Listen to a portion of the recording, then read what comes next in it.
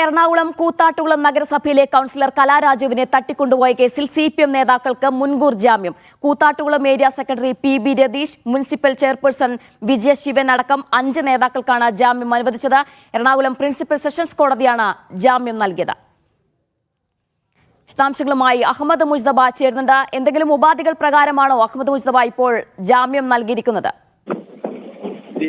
നേരത്തെ തന്നെ ഈ കേസിലെ വാദം പൂർത്തിയായിരുന്നു. എറണാകുളം പ്രിൻസിപ്പൽ സെഷൻസ് കോടതിയിലാണ് ഈ 5 പേരുടെയും ജാമ്യാപേക്ഷയുമായി ബന്ധപ്പെട്ട വാദം പൂർത്തിയായിരുന്നത്. അതിനുശേഷം അറസ്റ്റ് തടയാനുള്ള നടപടികൾ കോടതി സ്വീകരിച്ചിരുന്നില്ല. അറസ്റ്റ് തടയണമെന്ന വാദം നോട്ട് അറസ്റ്റ് കോടതി നൽകുകയും ചെയ്തിരുന്നില്ല. പക്ഷേ ചില വാദങ്ങൾ CPM നേതാക്കൾ മുന്നോട്ട് വെച്ചിരുന്നു. ഈ പ്രത്യേകിച്ച് കേസ് കെട്ടിച്ചമച്ചതാണ്. മാത്രമല്ല പാർട്ടി ഓഫീസിൽ സന്തോഷത്തോടെയാണ് കലാരാജു സമയം ചെലവഴിച്ചത്.